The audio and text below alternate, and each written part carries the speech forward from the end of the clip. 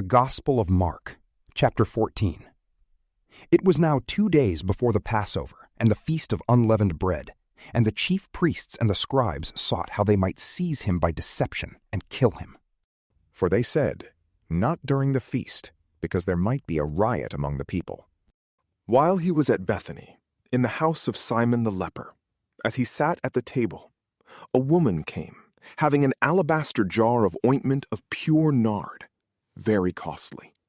She broke the jar and poured it over his head. But there were some who were indignant among themselves, saying, "Why has this ointment been wasted?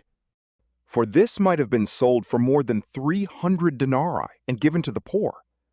So they grumbled against her. But Jesus said, "Leave her alone. Why do you trouble her? She has done a good work for me. For you always have the poor with you, and whenever you want to, you can do them good. But you will not always have me. She has done what she could. She has anointed my body beforehand for the burying. Most certainly, I tell you, wherever this good news may be preached throughout the whole world, that which this woman has done will also be spoken of for a memorial of her." Judas Iscariot, who was one of the 12, went away to the chief priests, that he might deliver him to them. They, when they heard it, were glad, and promised to give him money. He sought how he might conveniently deliver him. On the first day of unleavened bread, when they sacrificed the Passover, his disciples asked him, "Where do you want us to go and prepare that you may eat the Passover?" He sent 2 of his disciples and said to them, "Go into the city, and there a man carrying a pitcher of water will meet you. Follow him. And wherever he enters in, tell the master of the house, 'The teacher says, where is the guest room, where I may eat the Passover with my disciples?' He will himself show you a large upper room, furnished and ready. Get ready for us there." His disciples went out and came into the city, and found things as he had said to them, and they prepared the Passover. When it was evening, he came with the 12. As they sat and were eating, Jesus said, "Most certainly I tell you, one of you will betray me, he who eats with me." They began to be sorrowful and to ask him one by one, "Surely not I?" And another said, "Surely not I?" He answered them, "It is one of the 12, he who dips with me in the dish. For the Son of Man goes as it is written about him. But woe to that man by whom the Son of Man is betrayed. It would be better for that man if he had not been born." As they were eating, Jesus took bread, and when he had blessed it, he broke it and gave to them, and said, "Take, eat. This is my body." He took the cup, and when he had given thanks, he gave to them. They all drank of it. He said to them, "This is my blood of the new covenant, which is poured out for many.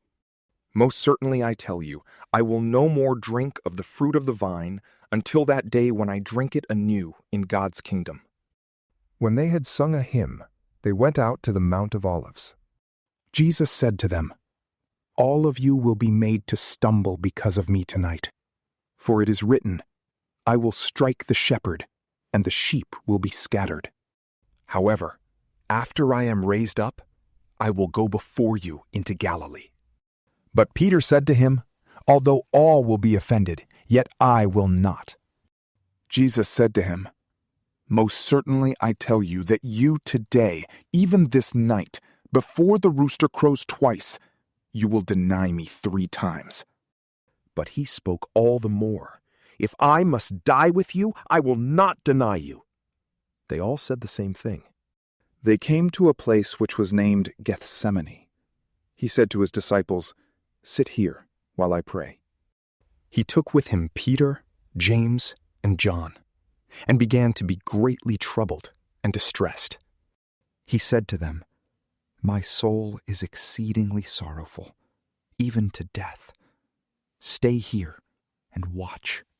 He went forward a little, and fell on the ground, and prayed that, if it were possible, the hour might pass away from him.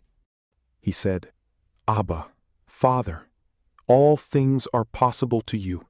Please remove this cup from me. However, not what I desire, but what you desire." He came and found them sleeping, and said to Peter, "Simon, are you sleeping? Couldn't you watch 1 hour? Watch and pray, that you may not enter into temptation. The spirit indeed is willing, but the flesh is weak." Again he went away and prayed, saying the same words. Again he returned and found them sleeping, for their eyes were very heavy, and they didn't know what to answer him. He came the third time and said to them, "Sleep on now and take your rest. It is enough. The hour has come. Behold, the Son of Man is betrayed into the hands of sinners. Arise, let's get going. Behold, he who betrays me is at hand." Immediately, while he was still speaking, Judas, one of the 12, came, and with him a multitude with swords and clubs from the chief priests, the scribes, and the elders. Now he who betrayed him had given them a sign, saying, "Whomever I will kiss, that is he. Seize him and lead him away safely." When he had come, immediately he came to him and said, "Rabbi, Rabbi," and kissed him. They laid their hands on him and seized him. But a certain one of those who stood by drew his sword and struck the servant of the high priest and cut off his ear. Jesus answered them, "Have you come out as against a robber with swords and clubs to seize me? I was daily with you in the temple teaching, and you didn't arrest me. But this is so that the scriptures might be fulfilled." They all left him and fled. A certain young man followed him, having a linen cloth thrown around himself over his naked body. The young men grabbed him, but he left the linen cloth and fled from them naked. They led Jesus away to the high priest. All the chief priests, the elders, and the scribes came together with him. Peter had followed him from a distance until he came into the court of the high priest. He was sitting with the officers and warming himself in the light of the fire. Now the chief priests and the whole council sought witnesses against Jesus to put him to death, and found none. For many gave false testimony against him, and their testimony didn't agree with each other. Some stood up and gave false testimony against him, saying, "We heard him say, 'I will destroy this temple that is made with hands, and in 3 days I will build another made without hands.' Even so, their testimony didn't agree." The high priest stood up in the middle and asked Jesus, "Have you no answer?